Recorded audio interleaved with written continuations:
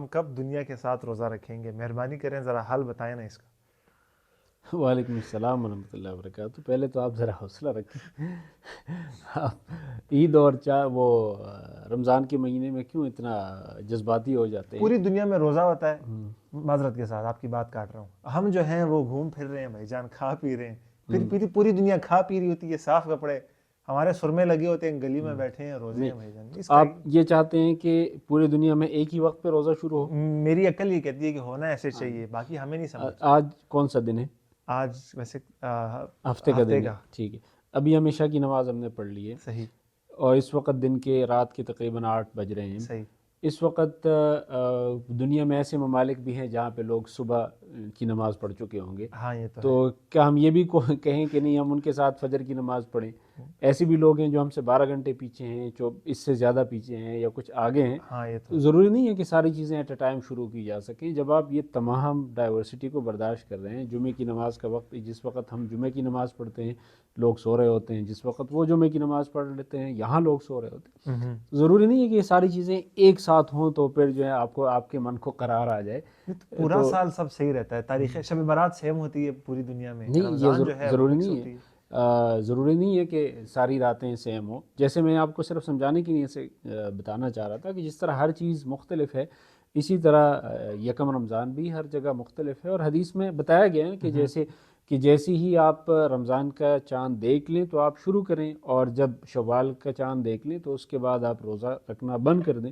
تو جب تک آپ نے چاند نہیں دیکھا تو آپ پچھلا مہینہ کاؤنٹ کریں گے، شعبان کا مہینہ کاؤنٹ کریں گے، اور جب آپ نے رمضان کا چاند دیکھ لیا تو اس کے بعد روزہ شروع کریں گے۔ اب جہاں پہ پہلے دیکھا گیا وہ لوگ پہلے شروع کریں گے۔ مطلب شعبان کے کتنے دن پورے کریں گے؟ شعبان کے یعنی 29 شعبان کو آپ چاند دیکھنے کی کوشش کریں گے، صحیح، اور اگر چاند نظر آ گیا تو اگلے دن یکم رمضان ہوگا، اور اگر چاند نظر نہیں آیا تو اگلے دن 30 شعبان شمار ہوگا، صحیح۔ اس سے اگلے دن پر روزہ شروع کریں گے۔ اور روزہ شعبان 31واں نہیں ہے؟ نہیں، کوئی اسلامی مہینہ 31 کا 31 نہیں ہو دنوں کا سکتا، نہیں ہے۔ 28 کا نہیں ہو سکتا۔ اچھا، اور دوسری بات یہ ہے کہ ہم روزہ کے معاملے میں تو اس کو پیچھے لے جانے کی کوشش کرتے ہیں کہ شعبان ذرا ایکسٹینڈ ہو جائے، اور پھر شوال کے آنے میں ہم کوشش کرتے ہیں کہ جو ہے شوال ذرا جلدی شروع ہو جائے۔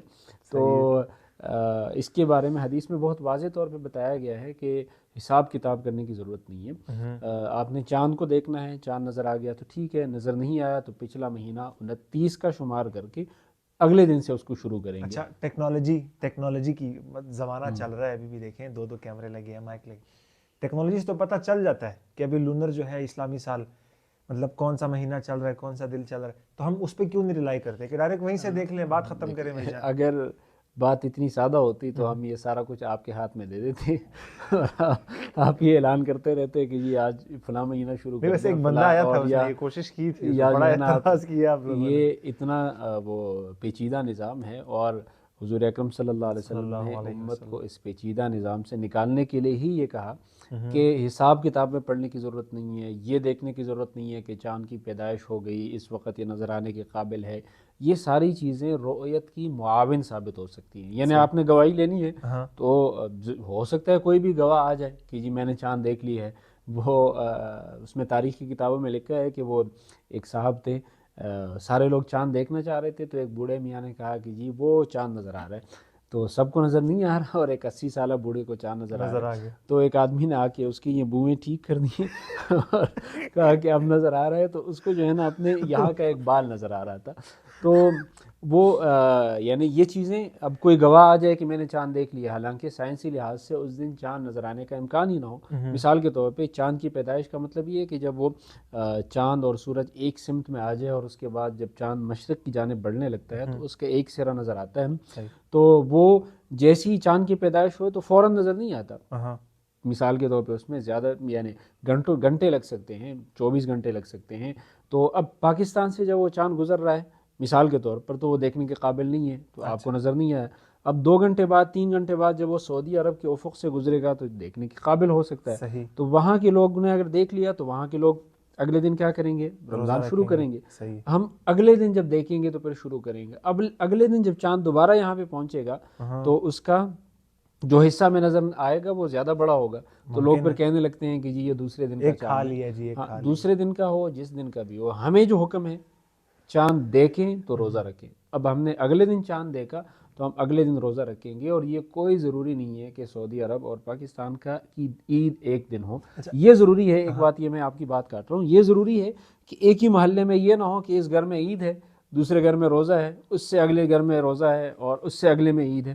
کسی ایک جگہ پہ یہ اتنا اختلاف نہیں ہمارے ہونا اپنے چاہیے، گھر لیکن میں ملکوں کی سطح پر ہو تو ہمارے کوئی مسئلہ نہیں. اپنے گھر میں ایک چاچو کی عید ہوتی ہے، باقی سب کا روزہ وہ ہوتا ہمارے اس میں علاقے میں ایک دفعہ یہ ہوا کہ ایک آدمی نے اس میں قربانی میں کسی آدمی کے کسی اور کے ساتھ حصہ ڈالا تھا.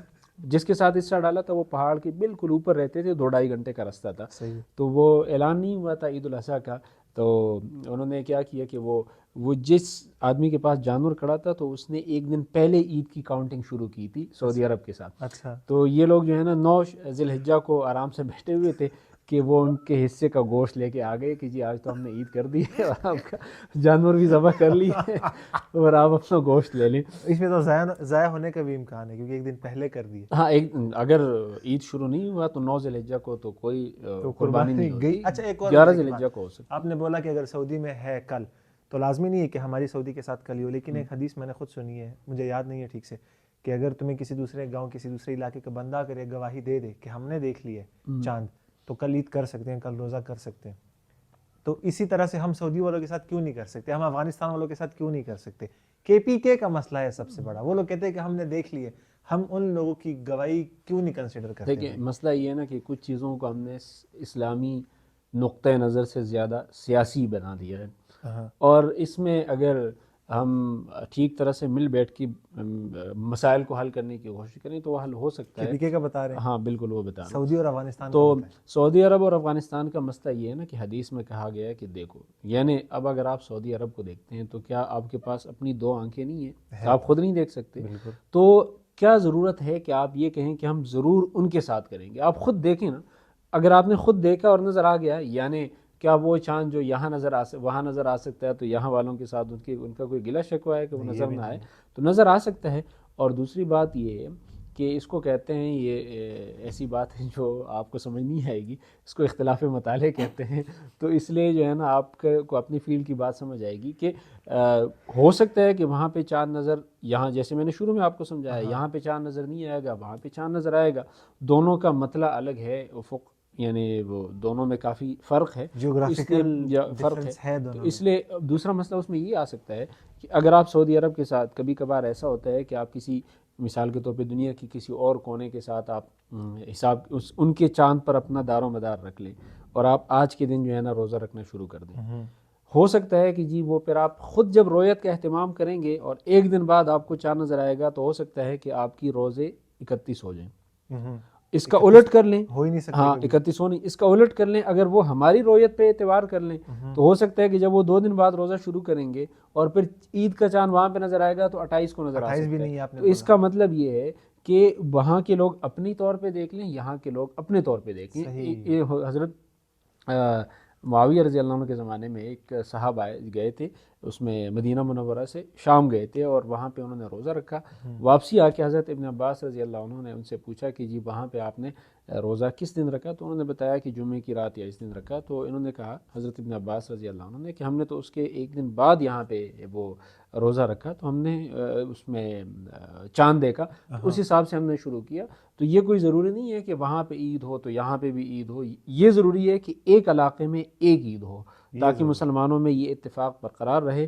اور ایسا نہ ہو کبھی کبھار مسجدوں میں یہ جھگڑا اس حد تک پہنچتا ہے کہ ایک عید کی نماز آج ہو رہی ہے اور ایک عید کی نماز کل ہو رہی ہے. اس لیے ان مسائل کو اسی سطح پہ حل کرنا چاہیے اور اس کو ذاتی انا کا مسئلہ نہیں بنانا. اچھا، اگر ایک بندہ مطلب ایک ملک میں اس نے روزہ رکھا، ٹھیک ہے، صحیح ہے، لیکن وہ رمضان کے بیچ میں ہی دوسرے ملک واپس پاکستان آ گیا سعودی، بالکل ایسا ہوتا تو ہے. ابھی اس کو اگر 31 رکھنے پڑ جاتے ہیں تو اس کو 31 ہی اصل رکھنے میں پڑیں گے. مسئلہ یہ کہ جیسے میں نے عرض کیا کہ ایک جگہ پہ اتفاق و اتحاد بہت زیادہ ضروری ہے. اس لیے اگر کوئی آدمی سعودی عرب میں اس نے عید کا روزہ رکھنا شروع کیا اور یہاں پہ جب پہنچا، ایک دن بعد وہ یہاں پہ روزہ شروع ہوا، تو جب وہ یہاں پہ آیا تو سعودی عرب میں عید ہے اور یہاں پہ روزہ ہے، تو وہ آج کے دن روزہ رکھے گا. وہ یہ نہیں کہہ سکتا کہ میں نے ایک دن پہلے روزہ کرنا شروع کیا تھا، بے شک اس کو 30 رکھنے پڑ جائیں، بے شک 31 رکھنے پڑ اگر 31 بھی رکھنے پڑ جائیں تب بھی وہ عید نہیں کر سکتا.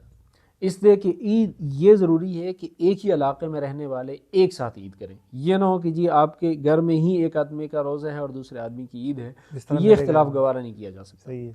یہ ضروری ہے تو بہرحال یہ مسئلہ حل ہو سکتا ہے، لیکن اگر اس کو سنجیدگی سے حل مطلب آپ کا مشورہ یہی ہے کہ تمہارے ملک میں جو چل رہا ہے پاس پڑوس میں سارے علاقے میں تم وہ کر لو، اس پہ چل لو حکومت کے ساتھ حکومت کے ساتھ چلیں. اگر کوئی دیکھیں، اگر کوئی کمیٹی ہے باقاعدہ اور وہ رویت کا اہتمام کرتی ہے اور آپ کو اس میں کوئی ایسی ارریگولیرٹی نظر نہیں آئی، پاکستان میں ہے رویت ہلال، اس کا مطلب کیا ہے؟ رویت ہلالی کیا چیز ہے؟ پہلے تو ورڈلی بتا دیں.